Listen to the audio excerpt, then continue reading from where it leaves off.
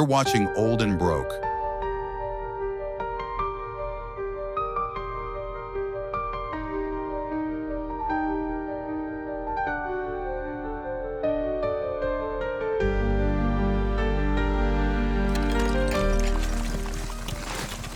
You won't hear this on mainstream news, but across America, a quiet financial rebellion is underway.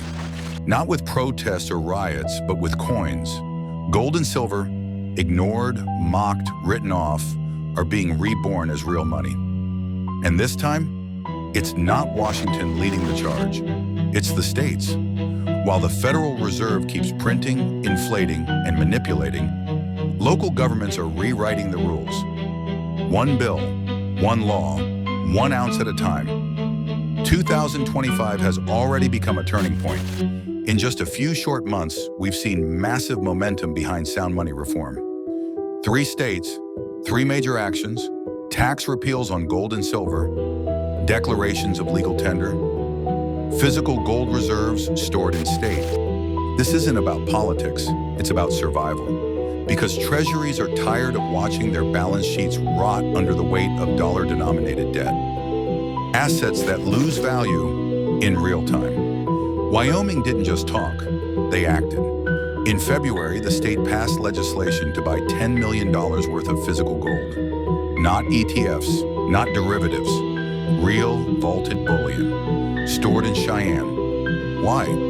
To hedge against inflation and protect their people from fiat failure.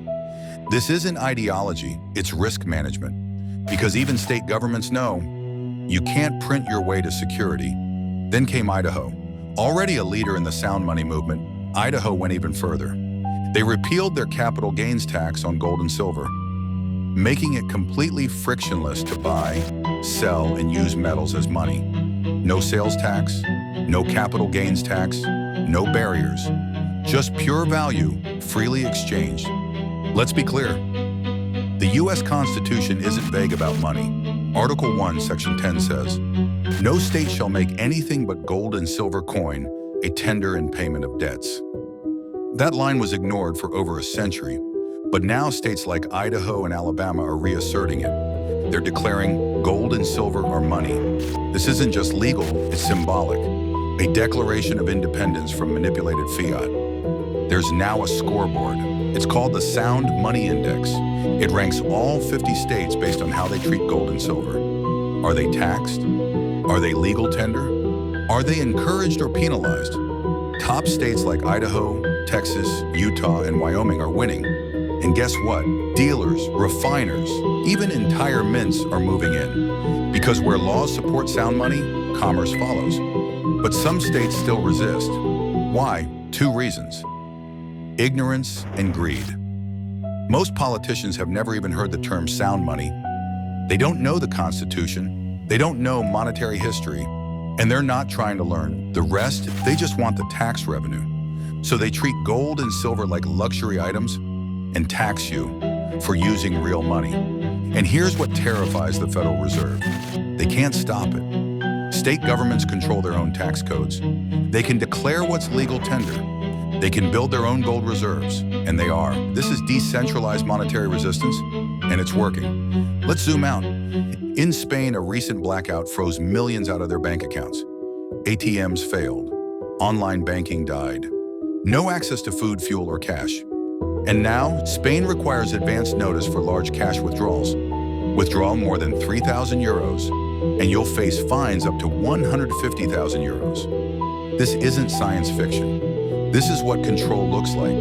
And yes, it can happen here. We live inside a digital financial cage. Our dollars, just numbers on a screen. Tied to networks, controlled by policy. Watched, but when the power goes out, when the system crashes, what's left? Only the tangible. Only what you can hold. Only what has stood the test of time.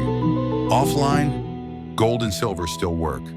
Central bank digital currencies sound convenient, but what they really offer is control, programmable spending limits, real-time surveillance, negative interest rates, frozen accounts with the flip of a switch.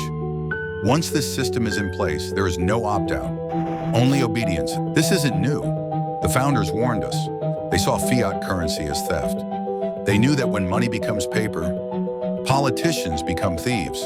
That's why the only money mentioned in the Constitution is gold and silver. They didn't spill ink over this by accident. They were trying to save the future from us. Ending the Fed sounds radical, but it's not enough. Because if we just hand that power to another federal agency, we solve nothing. The real solution? Let gold and silver rise on their own. Let people choose honest money again. End the monopoly. Restore choice. We don't need permission. We don't need Congress. We don't need the Fed's approval. Gold and silver are rising again because they work. No politics, no inflation, no counterparty risk. This is the start of a monetary renaissance, and it's only just begun. You're watching Old and Broke. We don't predict the future, we just pay attention. Hit like, hit subscribe, stay sharp.